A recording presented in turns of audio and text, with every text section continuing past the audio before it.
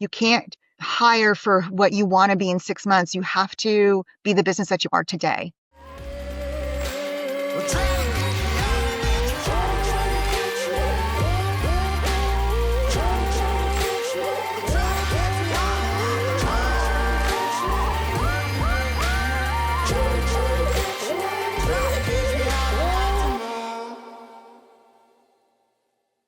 Welcome back for another great episode. We're going to keep this one tight and short because we know the moment that we start talking about CFOs and finances on business, we have a tendency to get bored. However, what I'm going to tell you is that Natalia today is going to make sure that we are not bored about this subject. So we have the CEO of Zacharin Consulting. She helps business owners turn their numbers into strategy, clarity, and confidence. She's grown her firm from a small startup into a multi-million-dollar business, earning a spot on the Inc. 5000 list. Beyond bookkeeping and accounting, Natalia teaches entrepreneurs, which is a ton of us, how to think strategically about cash flow, profitability, and scaling their business with intention. Natalia, welcome to the show. It is great to have you here. Thank you so much, Mark. I'm super excited to be here. I'm excited to have you turn what's a boring and sometimes mind-numbing part of our business, and it's you got to have it. You have to understand the finances and the cash flow, but at times it wears us out. Those of us that are salespeople and we have these visions for our lives and we have all this charisma. It's like, do not slow me down to deal with all that. But then you're here to rescue us and say, if you don't get that together, you're not going to be able to fulfill your vision and your dream. So true. This thing started for you, I believe, in 2019. Yes, correct. You are a self-taught, what's become a brilliant financial mind helping entrepreneurs and business owners. How the heck have you become a self-taught expert in this area in just 6 short years? I think it's a combination of that door opened for me. I opened it. The opportunity presented itself. I was desperate to change my life. I wasn't getting opportunities in the corporate world. In fact, I was getting demoted and struggling to make ends meet. And I got sick of the struggle. And then I just start seeing, I think it's the way my brain works also. So some of us are wired to see things differently, and I can see patterns in numbers. So numbers to me are almost like a plumbing in a household. Seeing like where things are a little bit stuck, where things are slow, where things are flowing really well. So for me, it's almost like a picture in my mind when I see numbers. And you said, I'm going to open the door. And I'm going to open the door. And I did not know that what the opportunity was going to be. I was just kind of like, well, I can move in this direction and see what happens and just put one foot ahead of the other and kind of see what happens. And I never really had any expectations. And I think that's why I wasn't, I think that's why I continued, because I didn't have all these huge expectations. I had no idea what was going to happen. So I was very open to it. So how did you convince yourself to get started and keep going, though, if you didn't have expectations? So I was being demoted in my job, and I was looking for other opportunities, and no one was hiring. I couldn't even get an interview. At that time, I was in my late 40s, single mom. I had been struggling on and off financially. And I met this guy who is now my fiance, and he owns his own accounting firm. And I'm sitting with him in a coffee shop, and he says to me, why don't you start your own business? And it never even occurred to me as an option. Never. I had been a W-2 my entire life. And it wasn't even something like, like if you're a chef and you're fantastic at cooking, it makes sense that maybe you want to open up a restaurant. So I was never an accountant. I had no experience. I was a salesperson a million years ago for Reynolds. That was like 30 years ago now. And then I was a stay-at-home mom for several years. And then I was an invoicing clerk. So exciting. So exciting. And he said, why don't you start your own business? And I said, doing what? And he said, well, how about bookkeeping? And I thought, hey, I could figure out bookkeeping and just sell it on the side and make some extra cash. And that's kind of where the idea started, was I just thought it'd be a side gig to make a little bit extra money. So tell us that transition then from the side gig to then having this idea that I see this potential and what it can really be. This can not only be my full-time career, my job, but look maybe how it'll change my life. What happened? Because so many people do start with a side gig or a side hustle, but they find it almost impossible mentally to have this jumping off point.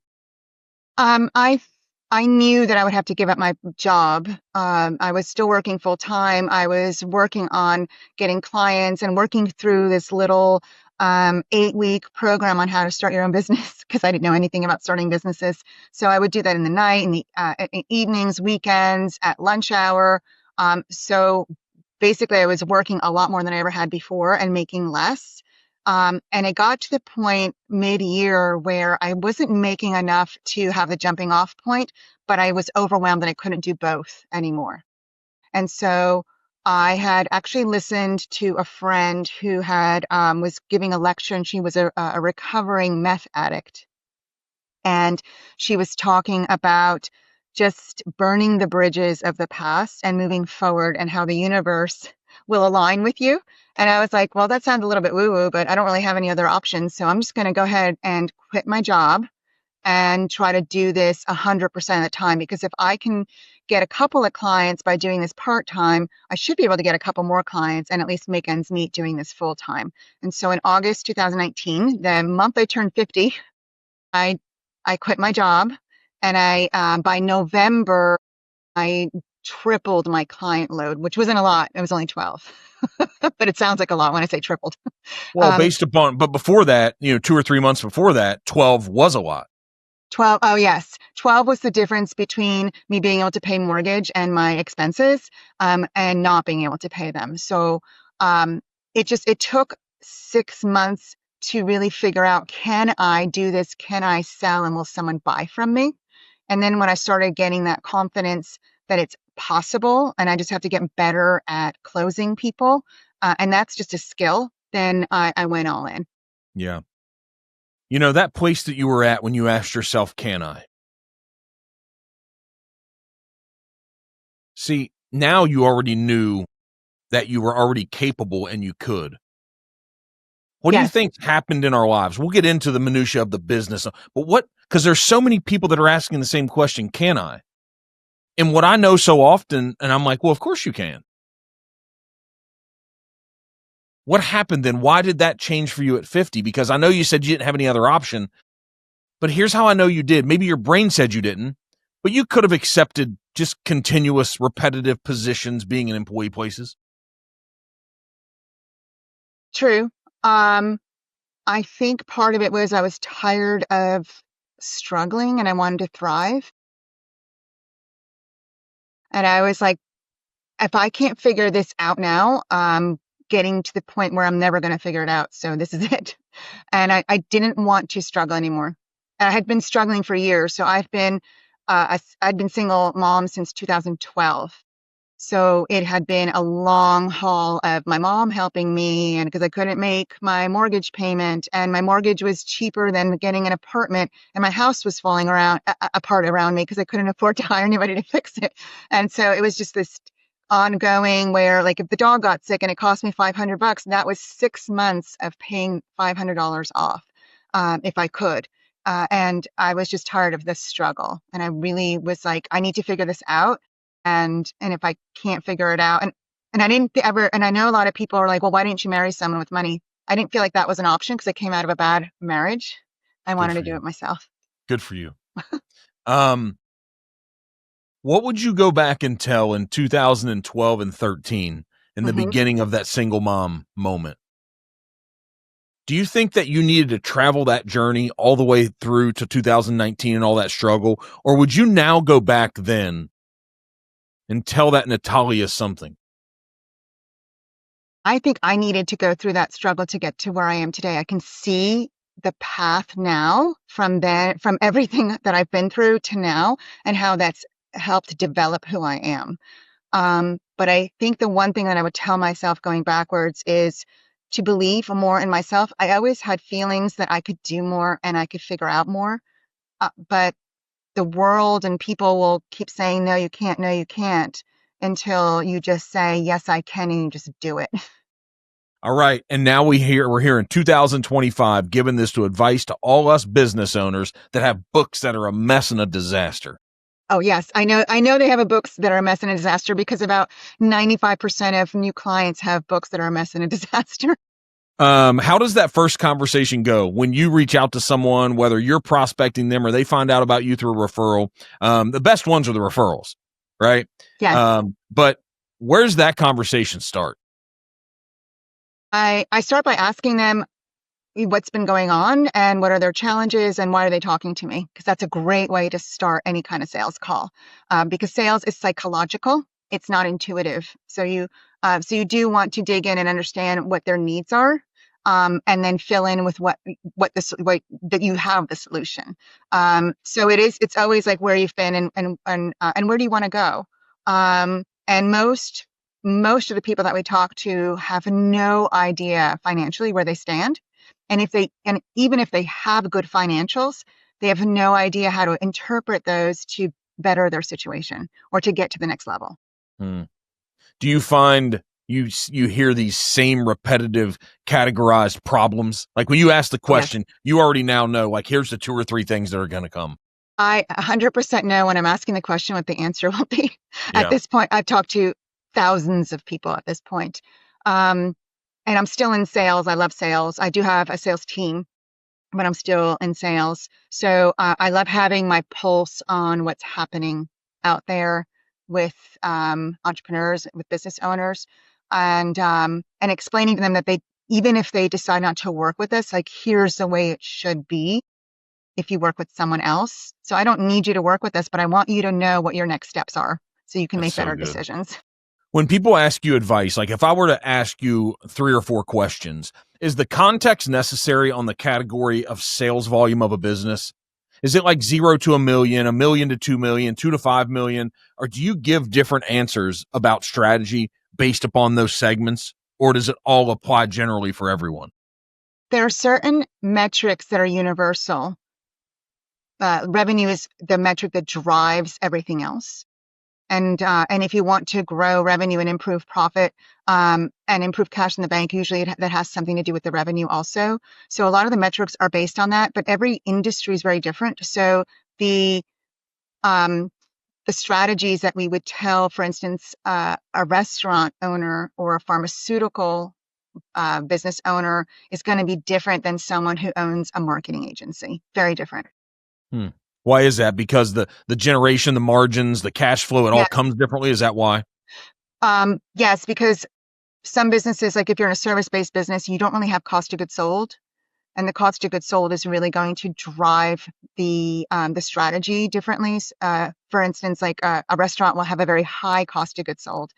Also, a restaurant will have a lower labor cost, but a service-based agency will have a higher labor cost. So all those things play into where we want them to be.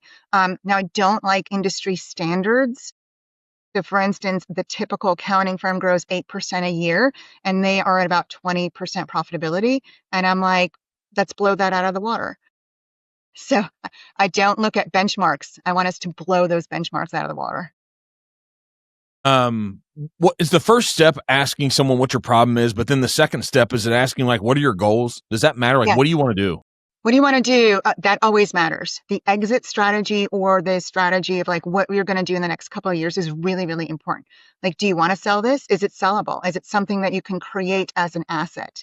That's going to make a really big difference in what we're planning on doing, and also what services we want. So, for instance, if you're just self-employed, like if you are a heart surgeon and you are basically self-employed, you're 1099 and you don't really need any employees, you're not going to hire other heart surgeons. That's just what you do, but you have your own LLC. That's a totally different model and that's not sellable.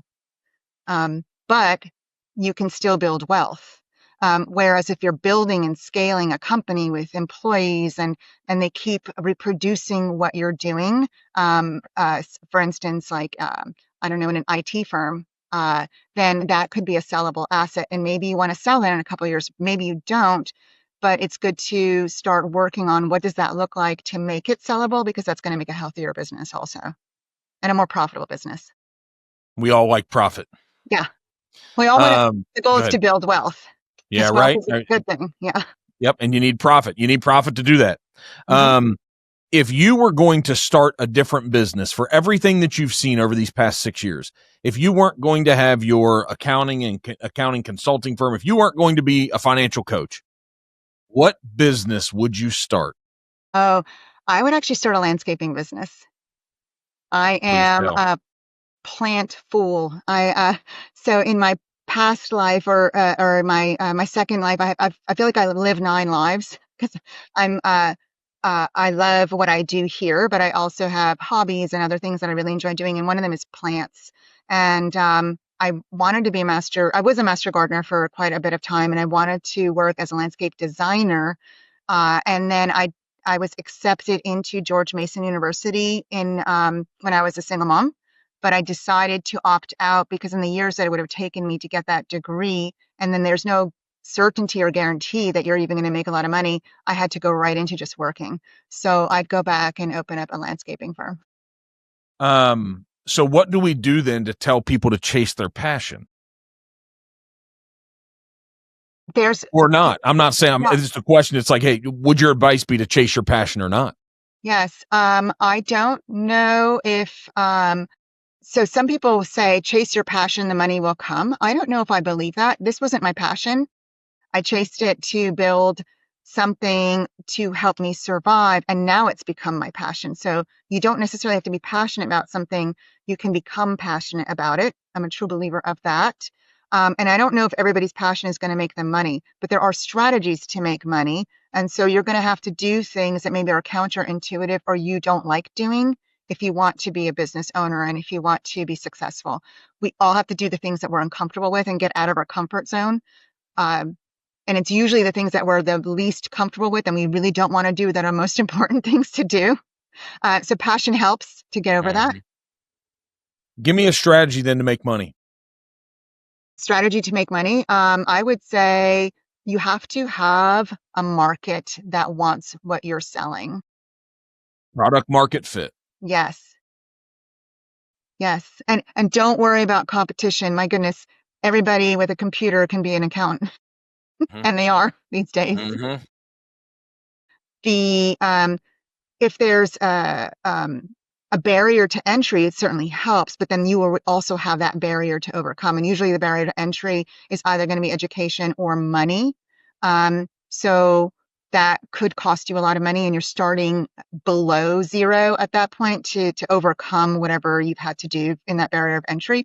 So you do have to consider that. But if there's no barrier of entry, meaning it's you could just pick up a computer, learn a couple of things, and become a bookkeeper, which a lot of people do. Then there's a lot of competition. So then you have to. Uh, the only way to be successful in that is to really understand your value and understand what problems there are out there, so that you're a solution for them. So you are a financial coach. Yes, What does your brain tell you that responsibility in that role is? that responsibility is a couple of things.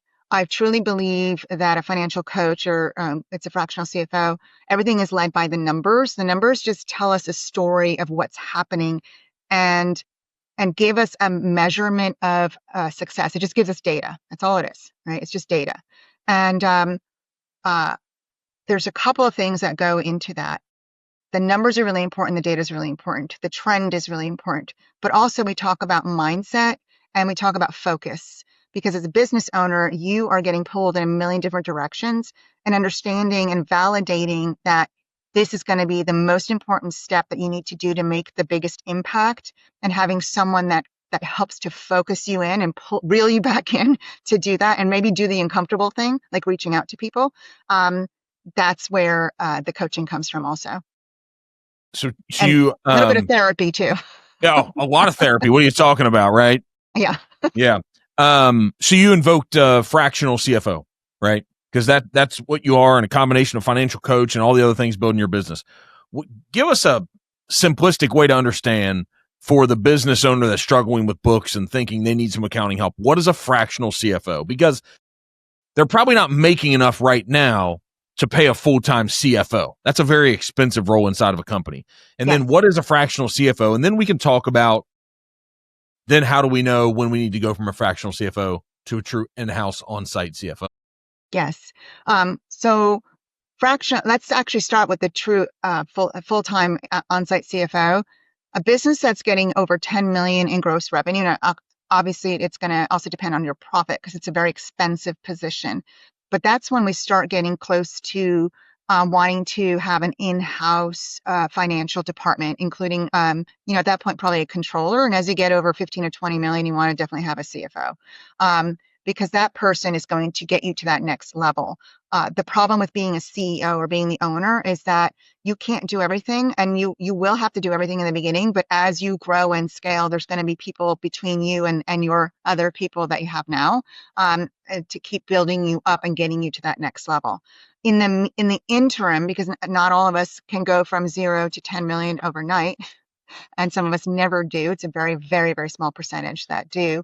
But in the interim, you can have someone that's on a fractional level, meaning that it's not a full-time employee. It's not an employee at all. It's a contractor, so you don't have to pay benefits or taxes.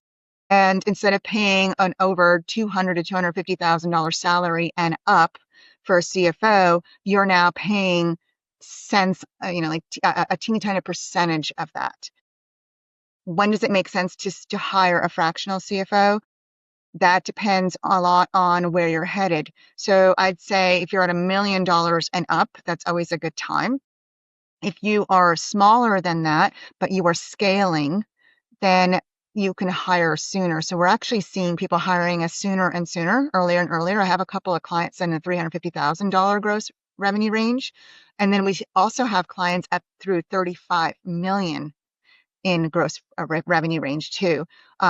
The great thing about having a fractional CFO that you don't have when you're hiring someone in-house is that they get to see a lot of different companies in different industries, and they start seeing patterns of what works. Instead of just being stuck in one industry and one company for multiple years, we can start seeing what's happening in the economy and the mindsets and the strategies that are working across multiple people and multiple industries. And so we start working on those patterns. And I think that's what makes us better and better and better at what we do. Yeah. On your internal meetings for your team, are there some consistent themes about mistakes that you see business owners continuously making? Yes. First of all, the problem with hiring a bad bookkeeper or someone that doesn't really know how to do bookkeeping well is that the business owner doesn't know. They don't know how to read their financials, so they won't know the financials are wrong. But that is the foundation of everything. If you don't have good financials or consistently up-to-date financials, you can't make decisions. You just can't. You're kind of making decisions on a hunch rather than on data. And as we know, hunches can be really emotional. So you'll look at the cash in the bank and you'll think you're doing great, and then in a week your cash is all gone, and you're like, "What happened?" Mm-hmm. So that's not a good indicator. So there's no planning involved. So that's one of the things is not having good or consistent bookkeeping. Another thing is I think entrepreneurs or business owners don't understand that profit and cash are two different things. They they do impact one another, but they're completely different. So you can show like a $200,000 profit and only have 5,000 in the bank, and you're like, "What happened?" And that is a consistent question that I have of like, we're showing that we're profitable and I owe all these taxes now, but I don't have any cash. And that could be for several reasons. Usually it's because it's not on the profit and loss. So the cash is actually showing on the cash flow statement or on the balance sheet. I know we might be getting a little boring right now, but No, go into it. yeah, but basically that's like, do you have old credit card debt? Do you have a bunch of loans and you're paying principal on those loans? Are you taking distributions out? And so all of those little things add up, or personal expenses even that are going through the business, all those little things add up, and that's where your cash is going. And then cash flow is actually something you might have more control over than you think. That's basically the money going in as opposed to money going out. So what you want to do is improve or increase the money coming in, your revenue. Can you get that faster? Can you make it as a subscription? Can you have, due on receipt? Can you just take their payment method and charge them when you're done? Like, how can you improve your cash coming in and then your cash going out? How can you slow that down? And that doesn't necessarily mean decreasing your expenses, but sometimes that means can you have terms with some of your vendors that you can slow down cash so you have an opportunity to pay a little bit later, or instead of paying something off right away, using debt to your advantage. So there's like a lot, and that's why it's so confusing. There's a lot of like little levers that just you could just tweak that lever just a tiny bit and it'll make a really big difference. It's wild, isn't it? Because you Yeah. could be talking about the same money coming in, and all Hmm. this kind of goes into cash flow management, does it not? Yes. Cash flow management. And then looking at one of the other biggest things that I see all the time is too much labor cost and the revenue can't sustain it. That happens over and over and over again. What happens there? How's that? How's the labor cost? How's that become outpaced on the revenue coming in? Yeah. That is going to be for several different reasons. Reason number one, your pricing is not in scope. So your pricing is not good enough. It's not high enough. Maybe you're doing extra things that weren't even in the engagement. Maybe you're not charging enough for whatever you're doing. Maybe you're selling something you're not charging enough. You have to look at your gross profit. So there's a lot of, so you start at the top line, like, is it a pricing problem? Or maybe you don't have enough revenue, enough clients coming in. Um, that could be one of the problems. Another problem could be not having the right fit in the right seat. People talk about that a lot, but as a small business owner, you have to. You don't have you can't just hire people because it was your son's girlfriend and you're trying to help them out or something like that. You have to hire people that are extremely efficient, really good at what they do, and very productive. And so if your pricing is good, but your labor cost is too high, that could be an efficiency problem, even if they're salaried. So it doesn't matter if they're hourly employees or salaried. If they're not getting the job done quickly, accurately, and efficiently, that's going to drive up your labor cost also because they can't get the job done as quickly as someone else. So those are just a couple of things that we look at. And we're not human resources specialists, and that's definitely not something that I want to get into. But we can see in the numbers that there's a problem here, and that's where that conversation starts. And through that conversation is where we start getting into the nitty-gritty of what is actually happening. How far out have you found that forecasting is really practical and pragmatic? Like, how far out? We I have think these quotes of 3 years, 5 years, 7 years, but man, a lot of things change and they change fast. I think 3 years, 5 years, 7 years is good to know, like, what's your goal and your stretch goal.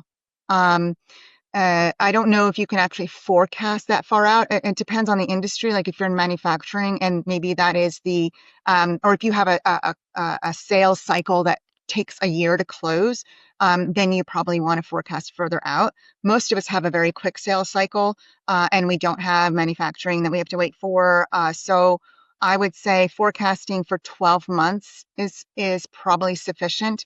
What we want to see is in 3 to 6 months, if something happens, like you lose your biggest client or you hire this new person, what happens in 3 to 6 months that either improves or decreases your profit or your cash, so that now you have time that if you can see you run out of cash, now you have time to make changes before you run out of cash. Mhm. How often these plans you put together with your clients, how often do they follow the path and they come to fruition the way that they were thought or intended? I think it depends on the person. So we've had where we have a plan and the plan is you need to hire because you can't scale and you told me you want to scale. So, like, if you're telling me you want to do this, that's going to be the plan. So we meet every single month, and you're not hiring, and you're not scaling, and you have all these excuses. I'm going to call you out on that, or my CFO is going to call you out on that. And is that what you really want? So there's sometimes that. But if they're following the plan, they tell me I want to grow $1 million next year. We plan that out, taking into consideration any kind of seasonality, what is the average client cost? How many clients do they need? How can we make it more predictable? What does the marketing look like? Are we getting a return? How many people are they talking to? How many leads do they have? How many are they closing? Like those are all numbers and all data. So we can actually plan that out. And then every month we look at it. And if they tell me, like, I want to have an average of 25 calls a month and they only hit 20, now we know that we need to go down the line and look at the marketing and see what's going on there, or down the line and see, like, maybe that is seasonal and next month they're going to have 35 calls. because it will fluctuate. But overall, it's really been helpful. We had a client that lost over $1 million, or I think it was like $1.5 million, like overnight in business because one of their bigger clients merged with another client and they left them. It was a marketing agency. And so the plan was, what do we need to do to, do damage control? Because yes, you can make up $1 million, but it's going to take a while. And right now you've got all these people that you're paying and all these expenses that you have. And how do we do damage control so you don't end up being in the hole? Yeah, And that's $120,000 a month yes, service income just going yes, away. it's Man, going that's away. And the biggest thing is that was, a marketing agency, so it was a lot of labor. We had to go through every single person and cut them and have a skeleton crew because you can't hire for what you want to be in 6 months. You have to be the business that you are today with taking into consideration where you want to be in 6 months. And that's really painful. And that's why like people need a lot of support and things will fluctuate over time. So there's going to be different things that pop up that people need help with and support with. So you chose one of the most difficult things, if not the most difficult avenue to help and work with business owners on. Probably. I'll tell you why I chose it. So I remember the story. I was like, oh yeah, I can do bookkeeping. I didn't know how to do bookkeeping. I sold my first client. I sent out like a LinkedIn message and someone responded and I talked to him and he closed. And then I was like, oh shoot, now I need to learn bookkeeping. So I went on YouTube and I taught myself bookkeeping. He's still a client, one of my favorite clients still. And what happened was when I was doing all those sales calls, again, product market fit, right? I'm asking these questions, what do they do to evaluate profitability? Do they have any financials? And they're like, well, the bookkeeping's, great. I need that, but I don't understand what to do when I have my financials. And so that was a recurring question over and over again. Like, I need to improve my profit. I don't have enough cash. I need to know what I need to do. Like when can I hire someone? What does that look like? And so all these questions kept coming up. And in 2021, January 2021, so 2 years exactly from the day that I got the first client, I rolled out the CFO engagement. And the way I learned was through my own business. I truly believe in hiring coaches and masterminds, and I do that all throughout my life because if you want to get from point A to point B, the fastest way to get there is to have someone to show you.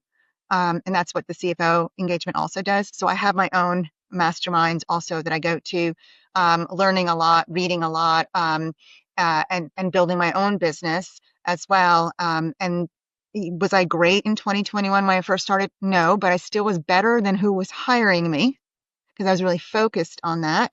And now I'd say we're actually really great at it. It's been, we're 5 years in, or So 4 years good. in, 4 years You in, made almost it. five. Yeah, Yeah. if there's all these stats about businesses surviving beyond 3 and beyond 5, you get over 5, you're pretty much here to stay. Yes, even though you might not feel like it sometimes, but yes. Yeah.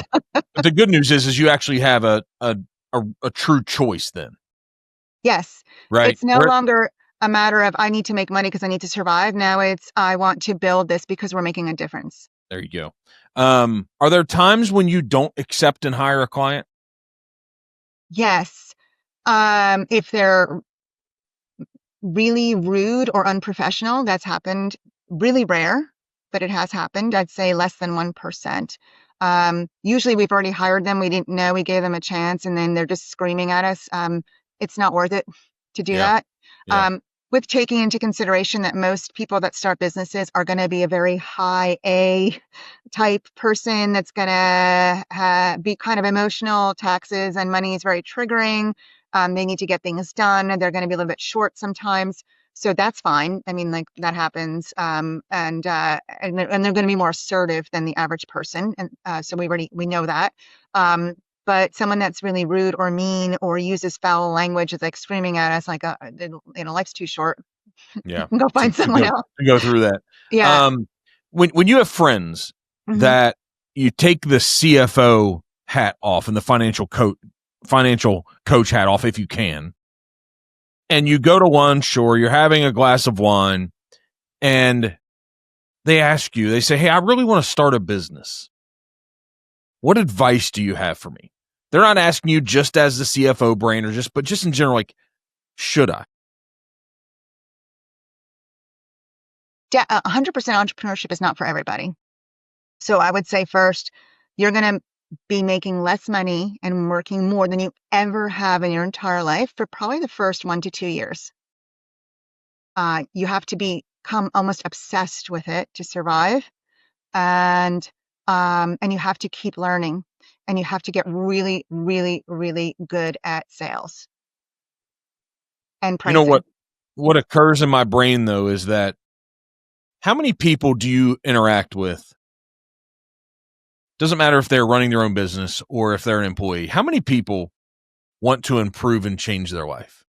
What percentage do you think? I think it's a very low percentage. Now it feels like it's a higher percentage because my life revolves around working with business owners and entrepreneurs and masterminds. So they do want to improve because they're in those groups. But before I became an entrepreneur, I felt like I was the outlier and no one got me. And people were like, "You're so intense. Why are you so intense all the time? It's so annoying." I can't help that I'm intense because if I'm going to do something, I'm going to be all in. But what do you know what that percentage is? I think it's really low. Yeah, I don't know. I just wanted to get, your perspective from all these different people in different places, and we're all in different locales. I just know that I see there's a lot of people that they feel stuck Yes. just in life, right? And I think even running, but they feel stuck. They feel like they don't have the opportunity that they wish they had. They do look around and they're comparing themselves and they think other people are living better lives than them.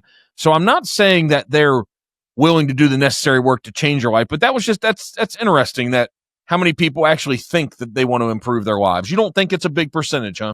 I don't think it's a big percentage. I think a lot of people don't. They have excuses or stories that they tell themselves. So when I look at, I just came back from my mastermind. I go every once in a while to their in-person training, and they have it up on the screen that 95% of business owners won't double year over year.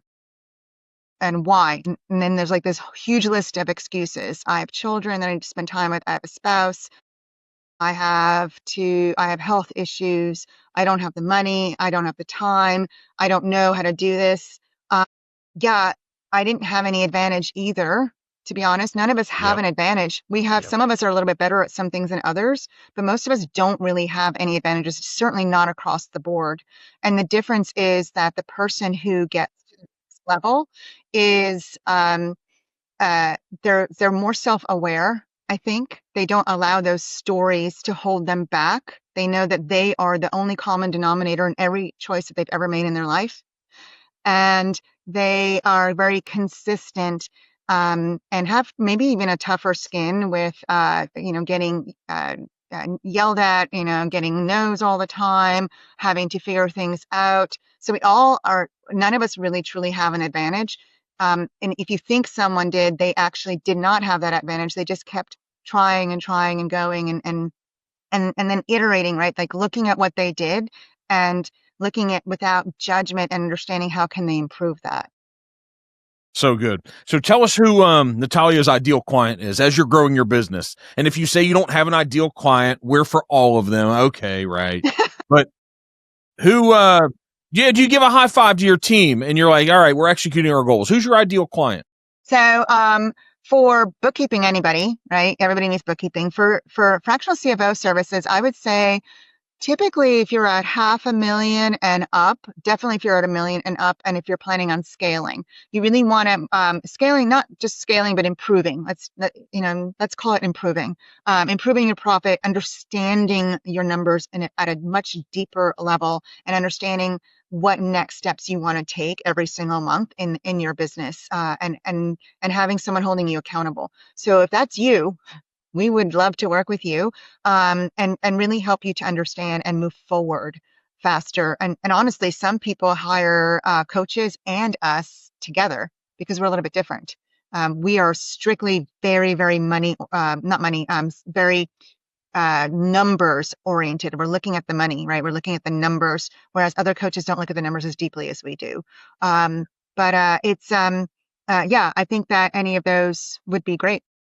What's your moment you're going to leave us with? What big statement you're like, I'm going to go on this podcast and I want to leave them with this idea of you, the human, your business. Like, what's your final message that if it's the last time we'd hear from you, even though some are probably going to call you? Yes. So first, I wanted to tell your audience that we do have a special page just for them. So we'll leave that. I'll send that to you so you have that in your notes. Awesome. To check that out, because there's some giveaways there also, and how to get in touch with us. But we actually talked about this before we started recording. Was that quote that I read as a child that still sticks with me, and I don't remember the exact words, but it was something to the effect of, "If only the birds with the best voices sang, the forest would be silent." And so you don't have to be fantastic about or like the expert in what you do. You become the expert over time, and then just do it. It's action. It's just keep doing it and keep moving forward, even if it's just one tiny step ahead. Don't get overwhelmed. Break it up into little steps and just keep moving forward. Thank you for that message. Have an awesome day. Thanks for joining us, Natalia Zacharin. We're going to tag you and give you all the love and all the things, but thanks for doing what you do and spending a little bit of time to make us a little bit better today. Thank you so much for having me, Mark. It was really nice to get to know you and to 100%. Chat with you. Thank you.